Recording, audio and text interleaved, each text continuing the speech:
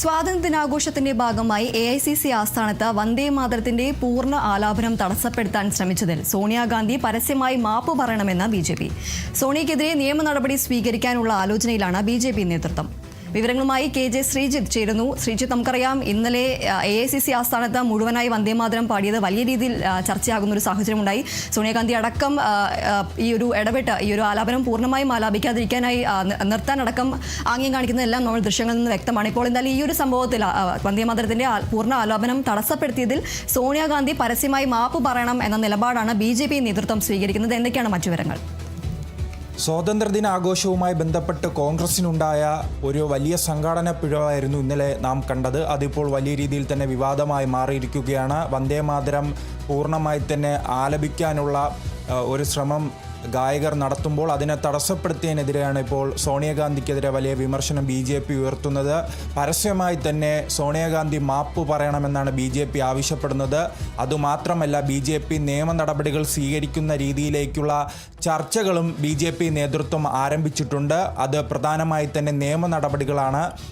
കുറച്ചു ദിവസം മുൻപായിരുന്നു ലോക്സഭയിൽ വന്ദേമാതരവുമായി ബന്ധപ്പെട്ട ഇത്തരത്തിലൊരു ബില്ല് പാസ്സാക്കിയിരുന്നു. വന്ദേമാതരത്തെ അപമാനിക്കുകയോ അതോടൊപ്പം തന്നെ തടസ്സപ്പെടുത്തുകയോ ചെയ്യുകയാണെങ്കിൽ കർശനമായ ഒരു കുറ്റത്തിലേക്കെല്ലാം പോകുന്നൊരു ബില്ലായിരുന്നു ദിവസങ്ങൾക്ക് മുൻപ് പാർലമെൻറ്റിൽ പാസ്സാക്കിയത്.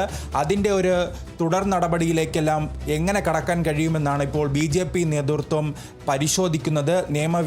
വിദഗ്ധരുമായെല്ലാം കൂടിയാലോചന നടത്തുന്നു. അതിനെക്കുറിച്ചുള്ള കൃത്യമായി തന്നെ നിയമോപദേശത്തിലേക്കെല്ലാം BJP കടന്നിട്ടുണ്ട്. പക്ഷേ കോൺഗ്രസിനെ സംബന്ധിച്ചിടത്തോളം ഇത് എങ്ങനെ തടിയൂരാമെന്നൊരു ചിന്തയാണ്. ഇന്നലെ തന്നെ ജയറാം രമേശ് അടക്കമുള്ളവർ വ്യക്തമാക്കിയിരുന്നത് അത് വന്ദേമാതരം നിർത്താൻ പറഞ്ഞതല്ല, അത് മല്ലികാർജുന ഖാർഗെക്ക് ഇരിക്കാനുള്ള കസേര സോണിയാഗാന്ധി ആവശ്യപ്പെട്ടതാണ്. ആ കസേര മുന്നിലേക്ക് കൊണ്ടുവരാൻ സേവാദൾ പ്രവർത്തകരോട് ആവശ്യപ്പെടുകയാണ്, അല്ലാതെ ഈ വന്ദേമാതരം നിർത്താൻ ആവശ്യപ്പെട്ടതല്ലെന്ന് ആവർത്തിച്ച് തന്നെ ജയറാം രമേശ് പറയുകയാണ്. പക്ഷേ ഇതിനിടയിലാണ് ഇന്നലെ BJP നേതാവായ ഉത്തർപ്രദേശിൽ നിന്നുള്ള MP ആയ ദൂബെ ഒരു ദൃശ്യം പുറത്തു വിടുകയാണ്. അത് ഈ സ്വാതന്ത്ര്യ ദിനവുമായി ബന്ധപ്പെട്ട് ഈ വന്ദേമാതരം പാടിയ ശേഷം രാഹുൽ ഗാന്ധിയുടെ പ്രതികരണമാണ് ഈ MP പുറത്തുവിട്ടിരിക്കുന്നത്. അതിൽ രാഹുൽ ഗാന്ധി പറയുന്നത് ഈ വന്ദേമാതരം പാടുന്നത് കോൺഗ്രസിൻ്റെ നയമല്ല, പിന്നെ എന്തിനാണ് ഈ പാട്ട് ഈ വന്ദേമാതരം പാടിയതെന്ന ഒരു ചോദ്യമാണ് ആ ദൃശ്യത്തിലുള്ളത്. ആ വിഷയം ഉന്നയിച്ചാണ് ഇപ്പോൾ BJPയുടെ നേതാക്കളും രംഗത്തെത്തിയിട്ടുണ്ട്. അങ്ങനെ വലിയൊരു വിവാദം, പ്രത്യേകിച്ച് ഉത്തർപ്രദേശ് തിരഞ്ഞെടുപ്പ് വരുന്ന ഒരു കാലഘട്ടമാണ്. അപ്പോൾ ഉത്തർപ്രദേശിൽ ഉൾപ്പെടെ തിരഞ്ഞെടുപ്പ് വരുന്ന സംസ്ഥാനങ്ങളിലെല്ലാം ഇത് വലിയ രീതിയിൽ ചർച്ചയാക്കി തങ്ങൾക്ക് അനുകൂലമാക്കി മാറ്റാനുള്ള ഒരു വലിയ ശ്രമം തന്നെയാണ് BJP ഇപ്പോൾ നടത്തുന്നത്. കഴിഞ്ഞ കാലങ്ങളിൽ ഈ ബംഗാൾ തിരഞ്ഞെടുപ്പുമായി ബന്ധപ്പെട്ടാണ് ഈ വന്ദേമാതരം BJP വലിയ രീതിയിൽ ഉയർത്തിക്കൊണ്ടുവന്നത്. കാരണം ബംഗാളിൽ തിരഞ്ഞെടുപ്പ് രാഷ്ട്രീയത്തിൽ BJPക്ക് അത് ഗുണകരമായി മാറുന്നൊരു കാഴ്ചയും നാം കണ്ടിട്ടുണ്ട്. ബംഗാളി വികാരം ഉണർത്തുന്നതിന് ഈ വന്ദേമാതരം വലിയ രീതിയിൽ ഉപകാരപ്പെട്ടിട്ടുണ്ട് എന്നതാണ് BJPയുടെ വിലയിരുത്തൽ. അതുകൊണ്ട് തന്നെ വരും തിരഞ്ഞെടുപ്പുകളിൽ, പ്രത്യേകിച്ച് ഉത്തർപ്രദേശ് പോലുള്ള ഒരു വലിയ സംസ്ഥാനത്ത് BJPക്ക് വീണ്ടും മൂന്നാമതും അധികാരത്തിൽ വരാൻ ഇത്തരം ചെറിയ വിഷയങ്ങളെല്ലാം ഉപകാരപ്പെടുമെന്നാണ് ഇപ്പോൾ BJP വിലയിരുത്തുന്നത്. അതുകൊണ്ട് തന്നെ കോൺഗ്രസിനുണ്ടായ ഈ ഒരു വീഴ്ച, ഈ സംഘാടന പിഴവ് കൂടുതൽ ചർച്ചയാക്കാനും നിയമ നടപടിയിലേക്കെല്ലാം പോയി കൂടുതൽ ദിവസങ്ങളിലേക്ക് ഈ ചർച്ച കൊണ്ടുപോകാനും BJP ശ്രമിക്കുന്നുണ്ട്. അതിനിടയിൽ കോൺഗ്രസിൻ്റെ ഭാഗത്തു നിന്നും ഇപ്പോൾ ചില നീക്കങ്ങൾ ഉണ്ടായിട്ടുണ്ട്. അങ്ങനെ BJPയോ മറ്റാരെങ്കിലും ഇത് കേസുമായി പോവുകയോ അതോടൊപ്പം തന്നെ ഇത് നിയമ നടപടിയിലേക്ക് പോവുകയോ ചെയ്യുകയാണെങ്കിൽ എന്താണ് ചെയ്യേണ്ടതെന്നതിനെക്കുറിച്ചും അത് എങ്ങനെ നിയമപരമായി നേരിടുമെന്നതിനെക്കുറിച്ചും ഇന്നലെ കോൺഗ്രസിൻ്റെ മുതിർന്ന നേതാക്കളുമായെല്ലാം കോൺഗ്രസ് നേതൃത്വം ചർച്ച നടത്തിയതായും വിവരങ്ങൾ പുറത്തു വരുന്നുണ്ട്. എന്തായാലും അപ്രതീക്ഷിതമായി ഉണ്ടായ ഒരു വിവാദം അല്ലെങ്കിൽ ഒരു പിഴവ് വലിയ രീതിയിൽ തന്നെ ഇപ്പോൾ ഇന്ത്യൻ രാഷ്ട്രീയത്തിൽ ചർച്ചയാവുകയാണ്. കോൺഗ്രസിനെ സംബന്ധിച്ചിടത്തോളം ഇത്രയും വലിയൊരു പാർട്ടിക്ക് എന്തുകൊണ്ട് ഒരു പിഴവ് സംഭവിച്ചു, പ്രത്യേകിച്ച് ആ ദിവസം തന്നെ സ്വാതന്ത്ര്യ ദിനം തന്നെ ഇതെങ്ങനെ ഒരു പിഴവ് സംഭവിച്ചു എന്നതും വലിയ രീതിയിൽ ചർച്ചയാകുന്നു. മറ്റൊരു പ്രധാനപ്പെട്ടൊരു സംഭവം, ഈ കോൺഗ്രസ് ഭരിക്കുന്ന ഈ സംസ്ഥാനങ്ങളിൽ വന്ദേമാതരവുമായി ബന്ധപ്പെട്ട വിവാദമാണ്. കേരളത്തിൽ മാത്രം വന്ദേമാതരം ആലപിച്ചിട്ടില്ല. പക്ഷേ തെലങ്കാനയിലും അതോടൊപ്പം തന്നെ ഹിമാചൽ പ്രദേശിലുമെല്ലാം ഈ വന്ദേ മാതരം ആലപിക്കുന്നൊരു സാഹചര്യമാണ് കോൺഗ്രസിനുണ്ടായത്. എന്തുകൊണ്ട് ഈ രണ്ട് നിലപാട് എടുത്തു എന്നതും BJP നേതാക്കൾ ചോദിക്കുകയാണ്. എന്തായാലും വന്ദേ മാതരം വിവാദം കയറുകയാണ്. അത് രണ്ട് വിഷയങ്ങളുമായി ബന്ധപ്പെട്ടാണ്. ഒന്ന്, ഈ സോണിയാഗാന്ധിയുടെ ഈ പരാമർശം അത് തടസ്സപ്പെടുത്തുന്ന രീതിയിലേക്കുള്ള നീക്കം ഒരു ഭാഗത്ത് ചൂണ്ടിക്കാണിക്കുന്നു. പിന്നീട് കോൺഗ്രസ് ഭരിക്കുന്ന സംസ്ഥാനങ്ങളിൽ ചിലയിടങ്ങളിൽ കേരളത്തിൽ പാടിയില്ല, പൂർണ്ണമായി പാടിയില്ല, പക്ഷേ തെലങ്കാനയിലും ഹിമാചലിലും കർണാടകയിലും എന്തുകൊണ്ട് പൂർണ്ണമായി പാടി എന്ന ചോദ്യമാണ് ഇപ്പോൾ BJP നേതാക്കൾ ഉന്നയിക്കുന്നത്. ശരി, എന്നാലും സ്വാതന്ത്ര്യദിനാഘോഷത്തിന്റെ ഭാഗമായി AICC ആസ്ഥാനത്ത് വന്ദേ മാതരത്തിന്റെ പൂർണ്ണ ആലാപനം തടസ്സപ്പെടുത്താൻ ശ്രമിച്ചതിൽ ഇപ്പോൾ സോണിയാഗാന്ധി പരസ്യമായി തന്നെ മാപ്പ് പറയണം എന്ന നിലപാടാണ് BJP സ്വീകരിക്കുന്നത്.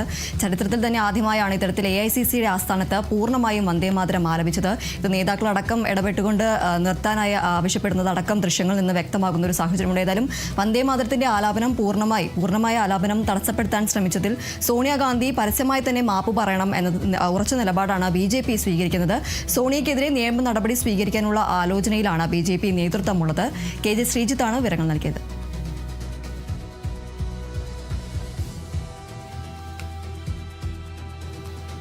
എറണാകുളം കോതമംഗലത്ത് എഞ്ചിനീയറിംഗ് വിദ്യാർത്ഥിയെ ജീവൻ ഒടുക്കിയ നിലയിൽ കണ്ടെത്തിയ സംഭവത്തിൽ കോളേജിനെതിരെ ഗുരുതര ആരോപണവുമായി വിദ്യാർത്ഥികൾ. ക്രെഡിറ്റ് സ്കോർ കുറയ്ക്കാൻ മാനേജ്മെന്റ് തയ്യാറാകുന്നില്ല എന്നും മന്ത്രിയടക്കം ഇടപെട്ടിട്ടും കോളേജ് വഴങ്ങുന്നില്ല എന്നും വിദ്യാർത്ഥികൾ ആരോപിച്ചു. ഇന്നലെയാണ് MA കോളേജിലെ 2ാം വർഷ എഞ്ചിനീയറിംഗ് വിദ്യാർത്ഥി അരുണാചൽ സ്വദേശി മിച്ചി മാർക്കുവിനെ മരിച്ച നിലയിൽ കണ്ടെത്തിയത്. ഉയർന്ന ക്രെഡിറ്റ് സ്കോർ ഇല്ലാത്തതിനാൽ ഇയർ ഔട്ട് ആകുമെന്ന് ഭയന്നാണ് ജീവൻ ഒടുക്കിയത് എന്നതാണ് റിപ്പോർട്ടുകൾ. കോഴിപ്പള്ളി ഭാഗത്തെ വാടക വീട്ടിലാണ് സഹപാഠികൾക്കൊപ്പം വിദ്യാർത്ഥി താമസിച്ചിരുന്നത്. സംഭവ സമയത്ത് സഹപാഠികൾ സ്ഥലത്തില്ലായിരുന്നു. സഹപാഠികളിൽ ഒരാൾ എത്തിയപ്പോഴാണ് കയർ കഴുത്തിൽ കെട്ടിയ നിലയിൽ മിച്ചലിനെ തറയിൽ കണ്ടെത്തിയത്. ഉടൻ താലൂക്ക് ആശുപത്രിയിൽ എത്തിച്ചെങ്കിലും മരിക്കുകയായിരുന്നു. കുറിപ്പും എഴുതിവെച്ചാണ് മരിച്ചത് എന്നതാണ് ലഭിക്കുന്ന വിവരം. സമൂഹത്തിൽ പ്രതിഷേധവുമായി വിദ്യാർത്ഥികളടക്കം രംഗത്തെത്തുന്ന സാഹചര്യമാണുള്ളത്. മറ്റെല്ലാ എഞ്ചിനീയറിംഗ് കോളേജുകളിലും കുറഞ്ഞ ക്രെഡിറ്റ് സ്കോർ 18 ആണെന്നും MA കോളേജിൽ മാത്രം 22 ആണെന്നും വിദ്യാർത്ഥികൾ ആരോപിക്കുന്നു. കോളേജ് മാനേജ്മെന്റ് ക്രെഡിറ്റ് സ്കോർ കുറയ്ക്കാൻ തയ്യാറാകുന്നില്ല എന്നും മന്ത്രി അടക്കം ഇടപെട്ടിട്ടും കോളേജ് വഴങ്ങുന്നില്ല എന്നും വിദ്യാർത്ഥികൾ പറയുന്നുണ്ട്. അതേസമയം ഓട്ടോണമസ് കോളേജിന് ക്രെഡിറ്റ് സ്കോർ തീരുമാനിക്കാൻ കോളേജിന് അധികാരം ഉണ്ട് എന്നതാണ് കോളേജിന്റെ നിലപാട്. ഇൻഡസ്ട്രിയൽ സ്റ്റാൻഡേർഡ്സ് അനുസരിച്ചാണ് സ്കോർ കൂട്ടിയതെന്നും അക്കാദമിക് കൗൺസിലാണ് തീരുമാനമെടുക്കുന്നതെന്നുമാണ് കോളേജ് അധികൃതരുടെ നിലപാട്.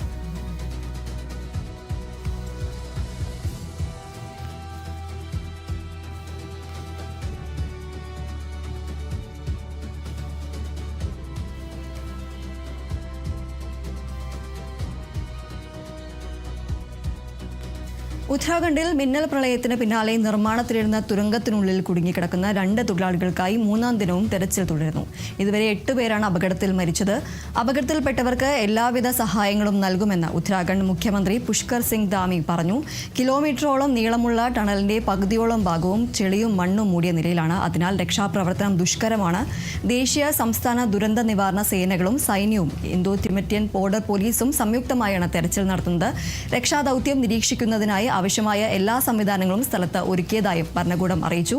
ചമോലി ജില്ലയിലെ പിപ്പൽകോട്ടയിൽ തെഹ്രി ഹൈഡ്രോ ഡെവലപ്മെന്റ് കോർപ്പറേഷന്റെ ജലവൈദ്യുത പദ്ധതിയുടെ ഭാഗമായി നിർമ്മിക്കുന്ന തുരങ്കത്തിലാണ് അപകടമുണ്ടായത്. പ്രദേശത്ത് മിന്നൽ പ്രളയത്തിന് പിന്നാലെ വലിയ തോതിൽ മണ്ണും വെള്ളവും തുരങ്കത്തിനുള്ളിലേക്ക് ഇരച്ചെത്തുകയായിരുന്നു. 22 തൊഴിലാളികളാണ് സംഭവ സമയത്ത് തുരങ്കത്തിലുണ്ടായിരുന്നത്. ഇതിൽ 20 പേരെ തുരങ്കത്തിന് പുറത്തെത്തിച്ചെങ്കിലും 8 പേരുടെ ജീവൻ രക്ഷിക്കാനായില്ല.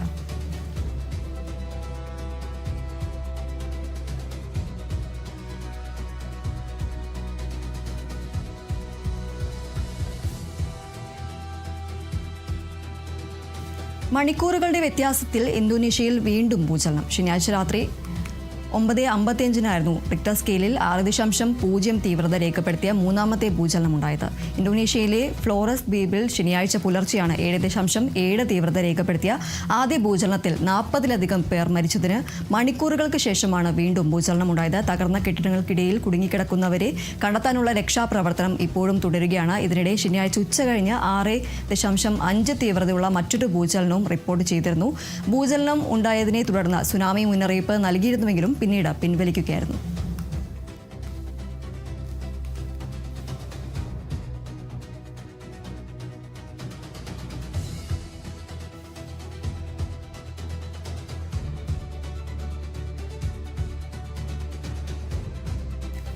അമേരിക്കയിൽ വീണ്ടും വെടിവെപ്പ്. വിർജീനിയ സർവകലാശാലയിൽ നടന്ന വെടിവെപ്പിൽ 5ഓളം പേർക്ക് പരിക്കേറ്റു. കഴിഞ്ഞ ദിവസം പുലർച്ചെ സർവകലാശാലയിലെ ഡോർമെട്രികൾക്ക് സമീപം ആണ് വെടിവെപ്പുണ്ടായത്. തിങ്കളാഴ്ച ക്ലാസുകൾ ആരംഭിക്കാനിരിക്കെ നിരവധി വിദ്യാർത്ഥികളാണ് സംഭവ സമയത്ത് ഡോർമെട്രിയിലും ക്യാമ്പസുകളുമായി ഉണ്ടായിരുന്നത് എന്നതാണ് റിപ്പോർട്ടുകൾ. പരിക്കേറ്റവരിൽ ഏറെ പങ്കും വിദ്യാർത്ഥികളാണ്. 1882 ആരംഭിച്ച സർവകലാശാലയിൽ 5000-ഓളം വിദ്യാർത്ഥികളാണ് പഠിക്കുന്നത്. വെടിവെപ്പുണ്ടായി ഉടൻ തന്നെ മുൻകരുതൽ നടപടിയുമായി ക്യാമ്പസ് പൂർണ്ണമായും ലോക്ക്ഡൌണിലാക്കുകയും വിദ്യാർത്ഥികളോടും ജീവനക്കാരോടും സുരക്ഷിത സ്ഥാനങ്ങളിലേക്ക് മാറാൻ നിർദ്ദേശം നൽകുകയും ചെയ്തു.